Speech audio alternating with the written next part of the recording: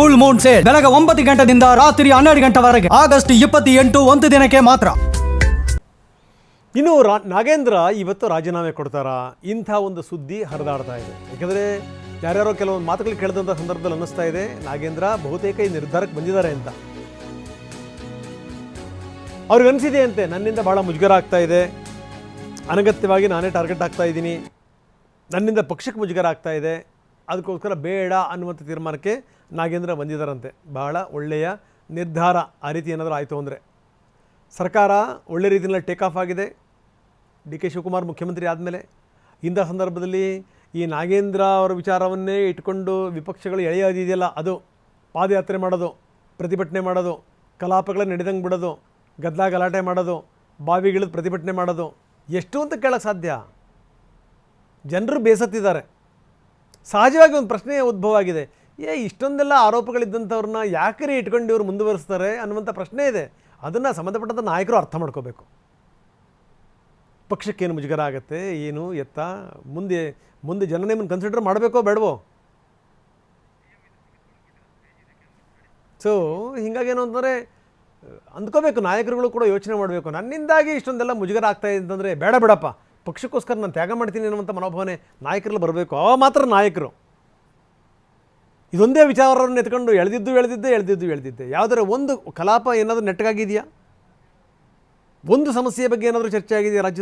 ರಾಜ್ಯದ ವಿಚಾರಗಳ ಬಗ್ಗೆ ಬರೀ ನಾಗೇಂದ್ರನ್ನೇ ಲೆಕ್ಕದಲ್ಲಿ ನಾಗದೋಷ ಸರ್ಕಾರಕ್ಕೆ. ಇಂಥ ಸಂದರ್ಭದಲ್ಲಿ ಅಂದ್ಕೋಬೇಕು ನಾಗೇಂದ್ರ ಕೂಡ, ಅರೆ ನನ್ನಿಂದ ಹಿಂಗೆ ಆಗ್ತಾ ಇದೆ ಅಂತ ಏನಾದರೂ ಹಂಗೆ ಅಂದ್ಕೊಂಡಿದ್ರೆ ನಿಜಕ್ಕೂ ಅದು ನಾಯಕತ್ವದ ಲಕ್ಷಣ. ಇನ್ನು ಡಿ ಕೆ ಶಿವಕುಮಾರ್ ಕೂಡ ಇದಕ್ಕೆ ಸಂಬಂಧಪಟ್ಟಂಗೆ ಒಂದು ಪರೋಕ್ಷ ಸುಳಿವನ್ನು ಕೊಟ್ಟಿದ್ದಾರೆ. ಪಕ್ಷ ಹೇಳ್ದಂಗೆ ಕೆಲಸ ಮಾಡ್ತಾರೆ ಎನ್ನುವಂಥ ಸಂದೇಶ. ಏನಿದ್ರ ಅರ್ಥ?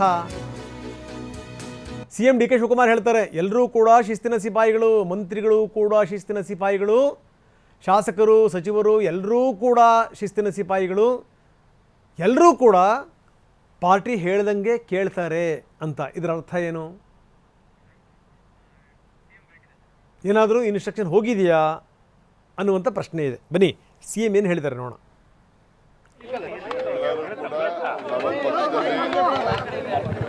ನಮ್ಮ ಪಕ್ಷದಲ್ಲಿ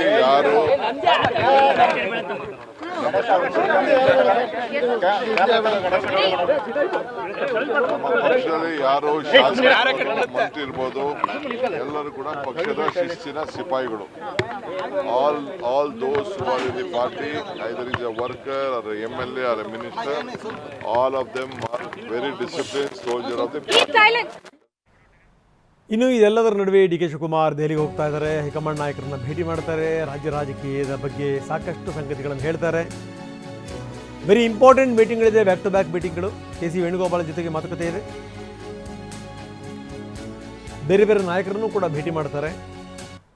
ಈ ನಾಗೇಂದ್ರ ಅವ್ರನ್ನ ಡ್ರಾಪ್ ಮಾಡುವಂಥ ವಿಚಾರಕ್ಕೆ ಸಂಬಂಧಪಟ್ಟಂಗೂ ಏನಾದರೂ ಇದೆಯಾ, ಅಥವಾ ಮಂತ್ರಿಮಂಡಲಕ್ಕೆ ಒಂದಷ್ಟು ಜನ ಬೇರೆಯವ್ರನ್ನ ಸೇರಿಸ್ಕೋಬೇಕು ಅನ್ನೋದ್ರ ಬಗ್ಗೆ ಏನಾದರೂ ಚರ್ಚೆ ಇದೆಯಾ?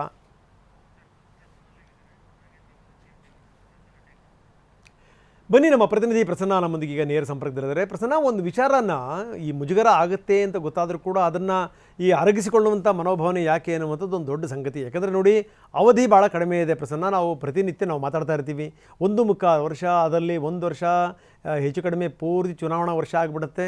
ಇನ್ನೇನಿದ್ದರೂ ಇವರು 8-9 ತಿಂಗಳಲ್ಲಿ ಇವರು ಕೆಲಸ ಮಾಡಿ ತೋರಿಸ್ಬೇಕು ಅಂತ ಒಂದು ಸ್ಥಿತಿ ಇರುವಂಥ ಸಂದರ್ಭದಲ್ಲಿ ಬರೀ ಒಂದು ಇಡೀ ಸರ್ಕಾರಕ್ಕೆ ಈ ನಾಗದೋಷ ಇದೆ ಅಂತ ಅನಿಸುತ್ತೆ. ಯಾಕಂದರೆ ಬರೀ ನಾಗೇಂದ್ರ ವಿಚಾರ ಎತ್ಕೊಂಡು ಎಳೆದಿದ್ದೆ ಒಂದಾದರೂ ಒಂದು ಜನಸಾಮಾನ್ಯರ ವಿಚಾರಕ್ಕೆ ಸಂಬಂಧಪಟ್ಟಂಗೆ ಚರ್ಚೆ ಆಗಿರೋದು. ಸೊ ಇಂಥದ್ರಲ್ಲಿ ನಾಗೇಂದ್ರಗೂ ಅನಿಸಿದೆಯಂತೆ, ನನ್ನಿಂದಾಗಿ ಇದೆಲ್ಲವೂ ಕೂಡ ಕೆಟ್ಟು ಹೋಗ್ತಾ ಇದೆ, ಬೇಡಪ್ಪ ನಾನು ಬಿಟ್ಬಿಡಬೇಕು ಅಂತ. ಆ ರೀತಿ ಏನಾದರೂ ಮನೋಭಾವನೆ ಬಂದಿದ್ದರೆ ನಿಜಕ್ಕೂ ಅದು ನಾಯಕತ್ವದ ಲಕ್ಷಣ ಅನ್ನುವಂಥ ಮಾತನ್ನು ನಾನು ಹೇಳಿದೆ. ಜೊತೆಗೇನು ಅಂದರೆ ನಾಗೇಂದ್ರ ರಾಜೀನಾಮೆ ಕೊಡಲಿಕ್ಕೆ ಮಾನಸಿಕವಾಗಿ ಸಿದ್ಧತೆ ಮಾಡ್ಕೊಂಡಿದ್ದಾರೆ ಅಂತ. ಇದೆಲ್ಲದರ ಜೊತೆಗೆ ಡಿ ಕೆ ಶಿವಕುಮಾರ್ ಅವರು ದೆಹಲಿಗೆ ಹೋಗ್ತಾ ಇದ್ದಾರೆ. ದೆಹಲಿನಲ್ಲೂ ಕೂಡ ಈ ವಿಚಾರ ಏನಾದರೂ ಚರ್ಚೆಗೆ ಬರುತ್ತಾ? ಏನು ನಡೀತಾ ಇದೆ over all Prasanna? Ranganath, BJP ನಾಯಕರು ಮಾಡಿದಂತಹ ಹೋರಾಟಕ್ಕೆ ಗೆಲುವು ತಂದು ಕೊಡುವಂತ ಕೆಲಸವನ್ನ ಇದೀಗ ಕಾಂಗ್ರೆಸ್ಸೇ ಮಾಡೋದಕ್ಕೆ ಹೊರಟಂತೆ ಕಾಣಿಸ್ತಾ ಇದೆ. ಯಾಕೆಂದ್ರೆ ಕಳೆದ ಅಧಿವೇಶನ ಪ್ರಾರಂಭ ಆದ ದಿನದಿಂದಲೂ ಕೂಡ ಬಿಜೆಪಿಯ ನಾಯಕರು ನಾಗೇಂದ್ರ ಅವರ ರಾಜೀನಾಮೆಗೆ ಬಿಗಿಪಟ್ಟನ್ನು ಹಿಡಿದು ಸದನದ ಒಳಗೆ ಹೊರಗೆ ಸಾಕಷ್ಟು ಹೋರಾಟವನ್ನ ಮಾಡಿದ್ರು. ಅಲ್ಲಿ ಯಾವುದೇ ರೀತಿಯ ಉತ್ತರವನ್ನ ಕೊಡದೇನೆ ಕೇವಲ ನಾಗೇಂದ್ರ ಅವರ ಸಮರ್ಥನೆ ಮಾಡಿಕೊಂಡಿದ್ದಂತಹ ಕಾಂಗ್ರೆಸ್ನ ನಾಯಕರು ಈಗ ಏಕಾಏಕಿ ನಾಗೇಂದ್ರ ಅವರ ರಾಜೀನಾಮೆ ಪಡಿಬೇಕು ಅನ್ನುವಂತಹ ಒಂದು ಚರ್ಚೆಯನ್ನ ದೊಡ್ಡ ಮಟ್ಟದಲ್ಲಿ ಮಾಡ್ತಾ ಇರುವಂತದನ್ನ ಗಮನಿಸಿದ್ರೆ ಇದರಲ್ಲಿ ಬೇರೆ ಬೇರೆ ರೀತಿಯ ಲೆಕ್ಕಾಚಾರಗಳು ಇದ್ದಂತೆ ಕಾಣಿಸ್ತಾ ಇದೆ. ಕಾಂಗ್ರೆಸ್ನ ನಾಯಕರಿಗೆ, ಅದರಲ್ಲೂ ಪ್ರಮುಖವಾಗಿ ಮುಖ್ಯಮಂತ್ರಿ ಡಿ.ಕೆ. ಶಿವಕುಮಾರ್ ಅವರಿಗೆ ಆಂತರಿಕವಾಗಿಯೂ ಕೂಡ ಸಾಕಷ್ಟು ವಿರೋಧಗಳು ನಾಗೇಂದ್ರ ಅವರ ವಿಚಾರದಲ್ಲಿ ವ್ಯಕ್ತವಾಗ್ತಾ ಇದೆ. ಬಹಿರಂಗವಾಗಿ ವಿರೋಧ ಪಕ್ಷಗಳು ಇದನ್ನ ಸಾಕಷ್ಟು ವಿರೋಧಿಸುವಂತ ಕೆಲಸವನ್ನ ಮಾಡ್ತಿದ್ದಾವೆ. ಒಂದು ಕಡೆ ಪಾದಯಾತ್ರೆಯ ಘೋಷಣೆ ಕೂಡ ಆಗಿದೆ. ಇಂತಹ ಸಂದರ್ಭದಲ್ಲಿ ನಾಗೇಂದ್ರ ಅವರೇ ರಾಜೀನಾಮೆಯ ಇಂಗಿತವನ್ನು ವ್ಯಕ್ತಪಡಿಸಿದ್ದಾರೆ ಅನ್ನುವಂತಹ ಮಾಹಿತಿಗಳು ಲಭ್ಯವಾಗ್ತಿದ್ದಾವೆ. ನಾಗೇಂದ್ರ ಅವರ ರಾಜೀನಾಮೆ ಇದು ಕೇವಲ ಅವರ ನಿರ್ಧಾರ ಮಾತ್ರ ಆಗಿರೋದಿಲ್ಲ. ಪರೋಕ್ಷವಾಗಿ ಮತ್ತು ಸೂಚ್ಯವಾಗಿ ಮುಖ್ಯಮಂತ್ರಿ ಡಿ.ಕೆ. ಶಿವಕುಮಾರ್ ಮತ್ತು ಕಾಂಗ್ರೆಸ್ ಹೈಕಮಾಂಡ್ ಕೂಡ ನಾಗೇಂದ್ರ ಅವರ ಬಗ್ಗೆ ಸೂಚ್ಯವಾಗಿ ನೀವು ರಾಜೀನಾಮೆ ಕೊಡಬೇಕಂತ ಪರಿಸ್ಥಿತಿ ಇದೆ ಅನ್ನುವಂಥದ್ದನ್ನ ತಿಳಿಸುವಂತ ಸಾಧ್ಯತೆಗಳಿದಾವೆ. ಮುಖ್ಯಮಂತ್ರಿ ಡಿ.ಕೆ. ಶಿವಕುಮಾರ್ ಅವರ ಮಾತನ್ನ ಗಮನಿಸಿದ್ರೆ ಹೈಕಮಾಂಡ್ ಕೂಡ ಈ ನಿಟ್ಟಿನಲ್ಲಿ ಆಲೋಚನೆ ಮಾಡಿದೆ ಅನ್ನುವಂಥದ್ದು ಪರೋಕ್ಷವಾಗಿ ಗೊತ್ತಾಗ್ತಾ ಇದೆ. ಯಾಕೆಂದ್ರೆ ಡಿ.ಕೆ. ಶಿವಕುಮಾರ್ ಅವರು ಹೇಳ್ತಾ ಇರುವಂತದ್ದು ಪಕ್ಷದ ಶಿಸ್ತಿನ ಸಿಪಾಯಿಗಳಾಗಿದ್ದಾರೆ ಮಂತ್ರಿಗಳು, ಸಚಿವರು, ಶಾಸಕರು, ಕಾರ್ಯಕರ್ತರು ಎಲ್ಲರೂ ಕೂಡ ಶಿಸ್ತಿನ ಸಿಪಾಯಿಗಳು ಅನ್ನುವಂತ ಮಾತನ್ನ ಹೇಳ್ತಾ ಇದ್ದಾರೆ. ಜೊತೆಗೆ ಮುಖ್ಯಮಂತ್ರಿ ಡಿ.ಕೆ. ಶಿವಕುಮಾರ್ ಅವರು ನಾಳೆ ದೆಹಲಿಗೂ ಕೂಡ ಪ್ರಯಾಣವನ್ನು ಬೆಳೆಸ್ತಾ ಇದ್ದಾರೆ. ಅಲ್ಲಿ ಎಸಿಸಿ ಅಧ್ಯಕ್ಷ ಮಲ್ಲಿಕಾರ್ಜುನ್ ಖರ್ಗೆ ಅವರ ಭೇಟಿ ಆಗುತ್ತೆ, ಕೆ.ಸಿ. ವೇಣುಗೋಪಾಲ್ ಅವರ ಜೊತೆ ಚರ್ಚೆ ಆಗುತ್ತೆ.